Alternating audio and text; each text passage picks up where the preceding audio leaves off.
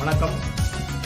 பேச்சுரிமை சேனலோடு தொடர்ந்து பயணித்துக் கொண்டிருக்கின்ற நண்பர்கள் அனைவரையும் வரவேற்கிறேன். இந்த 2024 நாடாளுமன்ற தேர்தலுக்கான பிரச்சாரம் முடிவடைந்து விட்டது. பல்வேறு ஆளுமைகள், பல்வேறு கட்சிகளினுடைய தலைவர்கள் திரு ஸ்டாலின் அவர்களிடம் தொடங்கி அவருடைய தரப்பில் நட்சத்திர பேச்சாளராக இருந்த உதயநிதி அவர்கள், இன்னும் ராசா அவர்கள், தோழர் திருமாவளவன், ராகுல் காந்தி அவர்கள் வந்துட்டு போனார், மற்றும் நம்ம கம்யூனிஸ்ட் கட்சிகளுடைய இயக்கங்கள், அதே போல்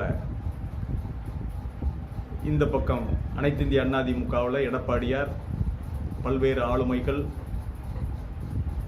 பாரதிய ஜனதா கட்சி என்று எல்லோருமே தங்கள் அளவிற்கு, தங்களால் முடிந்த அளவிற்கு பரப்புரை, அதாவது பிரச்சாரத்தை மேற்கொண்டார்கள். ஆனால் இதில் எல்லாம் தனித்து தெரிகின்ற அளவிற்கு அதாவது எல்லோருமே எதிர்க்கின்றவர்கள் கூட கூர்ந்து கவனிக்கின்ற அளவிற்கு, ஒரு நிமிஷம் நின்று அது என்னன்னு கேட்டுட்டு போற அளவிற்கு ஒரு பிரச்சாரத்தை செய்தவர் என்றார் அது கமலஹாசன். அது உண்மை.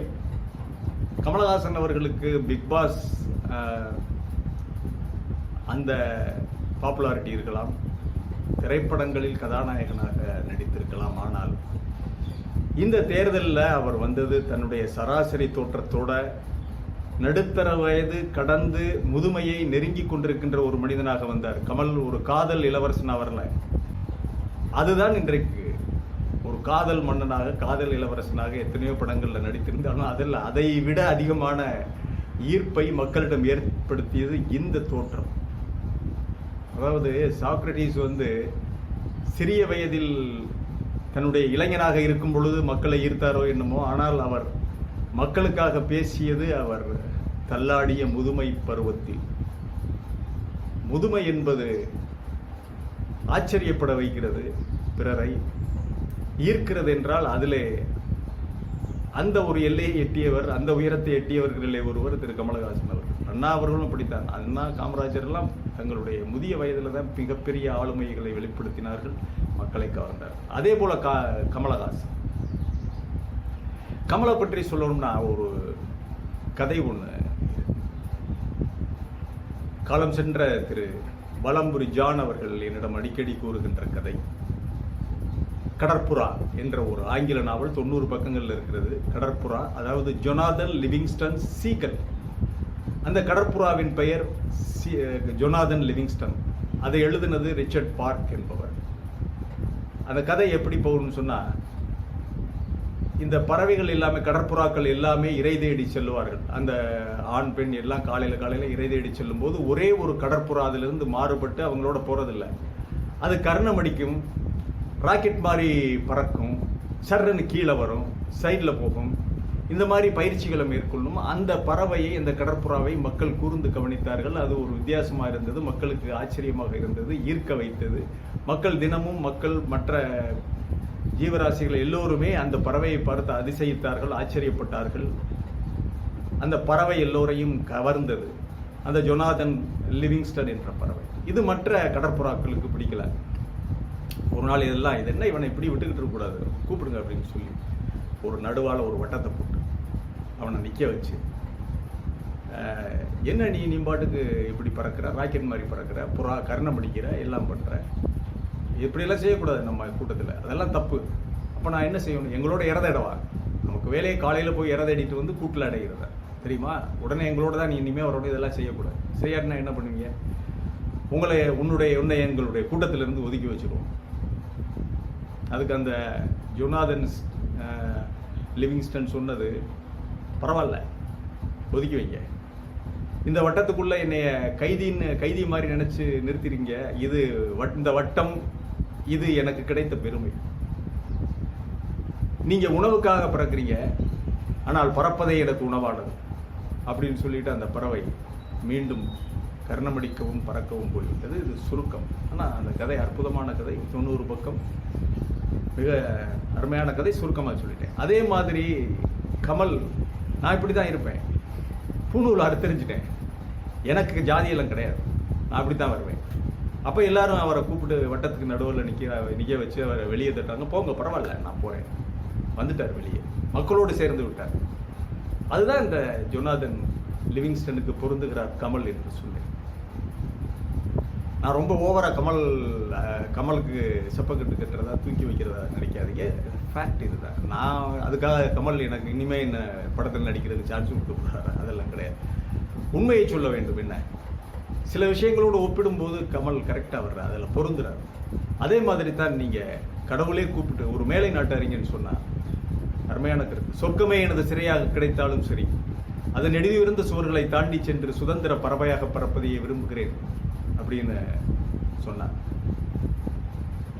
அதே மாதிரி தான் கமலை கூப்பிட்டு கடவுள் உனக்கு சொர்க்கம் தர்றேன், நீ அங்கே இருக்கணும் அப்படின்னு கேட்டால் அவர் என்ன சொல்லுவார்? சுதந்திரம் இருக்குமா அப்படிம்பார். சொர்க்கத்தில் இருக்கிறேன், சரி, அங்கே சுதந்திரம் இருக்குமா அல்லது எனக்கு விலங்கிடப்பட்டு இருக்குமா அப்படின்னு கேட்பார் கமல். அந்த மாதிரி ஒரு சுதந்திர உணர்ச்சி உள்ள மனிதன். அவர் இந்த தேர்தல் பிரச்சாரம் முழுவதுமே சிலவற்றை தேடினார். மிகச்சிறந்த ஆளுமைகளை தேடி அலைந்தார். அனைத்து இந்திய அதிமுகவினுடைய வேட்பாளர்களை பார்த்தால் அவங்க எல்லோருமே வாழ்வா சாவா என்ற கட்டத்தில் அவங்க வெற்றி பெற்று ஆக வேண்டும் என்பதற்காக பணபலம், தொண்டர்களிடம் பரிச்சயம், பணபலம் உள்ளவர்களை நிறுத்தியிருந்தாங்க. அந்த மாதிரி ஆளுமைகள் இருந்தாங்க. அதிலிருந்து ஒன்றும் நம்ம பெரிதாக குறிப்பிட முடியாது. அதே போல் திராவிட முன்னேற்ற கழகத்தில் தமிழச்சி தங்கபாண்டியனை சொன்னால் கூட அந்த அம்மா தங்க கிளிக்கூண்டில் அடைக்கப்பட்ட ஒரு பறவை தான். வேற அந்த தங்க கிளிக்கூண்டை விட்டுட்டு அவங்க வெளியெல்லாம் வர்றது, அதனால அவங்கள ஒப்பிட முடியாது. அதனால திமுகவுலையும் எந்த வேட்பாளரும் தேரலை. காங்கிரஸையும் பேச்சாற்றலும் ஆளுமையும் மிக்க எந்த ஒரு வேட்பாளரையும் நாம் பார்க்க முடியலை. பீட்டர் அல்போன்ஸ் நல்ல ஆளுமை மிக்க தலைவர், ஆனால் அவருக்கு வாய்ப்பு கிடைக்கல. அதே போல பாரதிய ஜனதா கட்சி கேட்கவே வேணாம். அவங்களுடைய பாரதிய ஜனதா கட்சியை பற்றி நம்ம சொல்லவே வேணாம். அந்த 22க்கும் மேற்பட்ட அந்த வேட்பாளர்கள், அவங்களுடைய சித்தாந்தம், அவங்களுடைய யோக்கியதை, தகுதி. எதுக்கு நான் இதை சொல்றேன்னா, கமல் எப்பவுமே இப்போ ஒரு திமுக வேட்பாளரை ஆதரித்து பேச போகிறார் என்றால் அங்கே எதிர்த்து நிற்கின்ற ஒரு சிறந்த வேட்பாளர் இருக்கிறார். இப்போ கமலுடைய சிக்கலை சொல்லுவோம். அதாவது கமல் எதிர்த்தரப்பு வேட்பாளர்கள் இங்கே ரெண்டா கூட இந்த தரப்பில் இருந்து கொண்டு எதிர்த்தரப்பு வேட்பாளர்களிடம் நல்ல குணம், நல்ல ஆளுமை இருந்தா அதையும் ஆதரிச்சு பேசிக்கிட்டு இருப்பார் இந்த மனுஷன். அவர்கிட்ட இருக்கிற சிக்கலை அதுதான். இது நம்முடைய மேடையாச்சேன்னு சொல்லி அந்த எதிர் வேட்பாளரை திட்ட மாட்டார். அவரிடம் இருக்கிற நல்ல குணங்களை இங்கே சர்டிஃபிகேட் கொடுத்துட்டு போயிடுவார் கமலஹாசன். நல்ல வேலை, அந்த மாதிரி எந்த வேட்பாளரும் எதிர்த்தரப்புல அவருக்கு மாட்டலை. பாரதிய ஜனதா கட்சியினுடைய 22 வேட்பாளர்களையும் திட்டாமல் இருந்த வரைக்கும் அவங்க சந்தோஷப்படணும். ஏனென்றால் தகுதியற்ற அவங்களுடைய சித்தாந்தமே வேற. அவர்களுடைய சித்தாந்தம் என்பது அவர்கள் ஒரு தேவைக்காக இந்த ஜனநாயகத்தை ஏற்றுக்கொண்டிருக்கிறார்களே ஒழிய அவர்களெல்லாம் அந்த பழைய முனிவர்கள், அந்த புராண இதிகாச கதைகள் அதிலே மனம் லயித்து அதைத்தான் உண்மை என்று நினைத்து கொண்டிருக்கின்ற நவீன காலத்தினுடைய மென்டல் கும்பல், மனநிலை பிறந்த அந்த கும்பல். அவங்களுக்கு ஜனநாயகம் ஒரு எட்டிக்காய் வேப்பங்காய் எல்லாமே. ஒரு விஸ்வகுரு இருப்பார், அவருக்கு கீழே இவனுங்க பூநூலை போட்டுக்கிட்டு அதுக்கு கீழே உள்ளவன் படிநிலை வேலைகளை செய்து கொண்டு குற்றேவல்களை செய்து கொண்டு போகின்ற, அதன் பிறகு சொர்க்கம் கொடுப்பார் ராமன். இந்த மாதிரி மனநிலை பிறழ்ந்த நவீன நாகரிகத்திற்கு, நவீன மனித குலத்திற்கு ஒத்து வராத ஒரு கும்பல் தான் இந்த பாரதிய ஜனதா கட்சி கும்பல். அதை பற்றி பேச வேண்டிய அவசியம் இல்லை. அந்த கும்பல்ல இருந்து யாரும் மிகப்பெரிய ஆளுமைகளாக வெளிப்பட போறதே இல்லை எந்த காலத்திலும். இது சாபமாக கூட இருக்கலாம். அதனால அந்த சிரமம் கமலுக்கு இல்லை. கமல் இப்ப புறப்பட்டு வர்றாரு. இங்க இருந்து புறப்பட்டு வரும்போது பல்வேறு வேட்பாளர்களை பார்க்கிறார். நம்ம முன்னரே சொன்னது போல சென்னையிலே தமிழச்சி தங்கபாண்டியன் போன்றவர்கள் இருந்தாலும் அவங்கெல்லாம் தங்க கிளிக்கூண்டில் அடைக்கப்பட்டவர்கள், பால் கிண்ணத்திலே சாப்பிட்டு வளர்ந்தவர்கள், வெள்ளி கிண்ணத்திலே அதனால அவங்களெல்லாம் அவர் பொருட்படுத்த மாட்டார். அவரிடம் மாட்டியது முதலில் எதிர்கொண்டது அவர் திருமாவளவனை ஆதரித்து அவர் பேசி தேவை என்பதை உணர்ந்து தன்னை அர்ப்பணித்துக் கொண்டவர் இவர். மிகவும் தாழ்த்தப்பட்ட என்று அந்த வரிசையில் யார் இருந்தாலும் குரல் கொடுக்க தயாராக நிற்பவர் இவர். தன்னேர் இல்லா தமிழர் பெருஞ்சிறுத்தை என் தம்பி. இவருடைய ஆற்றல் மிக்க பேச்சும் இவருடைய ஞானமும் என்னை என்றும் கவர்ந்திருக்கிறது. என்றோ சொல்லி இருக்கிறேன் அவரை. அமைப்பாய் திரள்வோம் என்ற புத்தகம், எதிரிகளையும் ஜனநாயகப்படுத்துவோம் என்ற புத்தகம், இவையெல்லாம் நான் படித்து மகிழ்ந்தவை. எதிரிகளை ஜனநாயகப்படுத்துவோம் என்றால் எதிரி என்று யாரும் இல்லை என்பதுதான் பொருள். அவர்கள் தன் நிலை உணராதவர்கள், நிலை உணர்ந்தவர்கள் அதை அவர்களுக்கு போதிக்க வேண்டும். அதைத்தான் செய்து கொண்டிருக்கிறார். எனக்கு எதிரி யாருங்கிறத அரசியல் முடிவு பண்ணி ஆகணுங்க. நீங்க அரசியலுக்கு வந்துட்டீங்க, எதிரி யாருன்னு முடிவு பண்ணிக்கங்க அப்படின்னு அறிவுரை சொன்னாங்க எனக்கு. நான் அரசியலுக்கு வருவதற்கு முன்பாக ஓரளவுக்கு அரசியல் தாக்கம் ஏற்பட்ட போது என் எதிரி யார் என்பதை முடிவு செய்து கொண்டு விட்டேன். சாதியம்தான் என் எதிரி. என் வாழ்க்கையில் சாதிக்கு இடமில்லை. என் சினிமாக்களும் அப்படித்தான். பின்ன ஏங்க சினிமாவுக்கு சாதி பேர் வைக்கிறீங்க அப்படின்னு கேட்பாங்க. சொல்றேன், இது பதில் இல்ல, விளக்கம். குடியின் கொடுமையை பத்தி, ஆல்கஹாலின் கொடுமையை பத்தி நான் ஒரு படம் எடுக்க நேர்ந்தால் அதன் மைய பாத்திரம் யாராக இருப்பான்? ஒரு குடிகாரனாகத்தான் இருப்பான். அவன் இல்லாமல் அந்த கருத்தை சொல்ல முடியாது. ஆக சாதி வெறியனை மையப்படுத்தித்தான் படத்தின் கருத்தை, நிறைவு கருத்தை சொல்ல முடியும். அவன் பாழாகி போன கதையையும் பண்பட்ட கதையையும் நாம் சொல்லும் பொழுது அது சாதியை உயர்த்தி பிடிப்பதாக, அது விமர்சிப்பதாகும். அதெல்லாம் நல்லா தாங்க இருக்கு. ஆனா சாதி வாரி எடுக்கணும் போது, ஆமா எடுக்கணுங்கிறீங்களே, சாதியே இல்லைங்கிறீங்க, கணக்கெடுப்பு எடுக்கணுங்கிறீங்களே அப்படின்னா அதுக்கும் ஒரு விளக்கம் இருக்கு. இது பதில் அல்ல, விளக்கம், சரித்திரம்.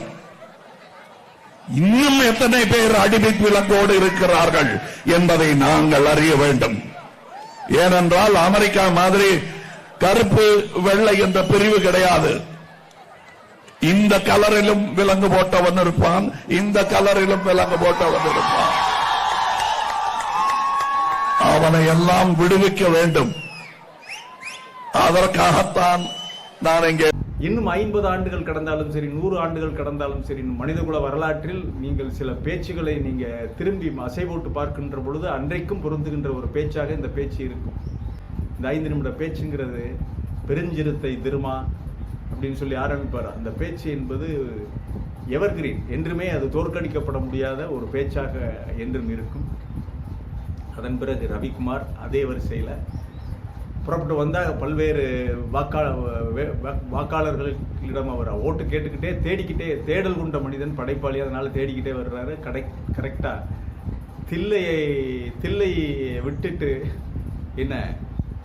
தில்லையை விட்டுட்டு கடைசியாக அவருக்கு மதுரை தான் மாட்டுது.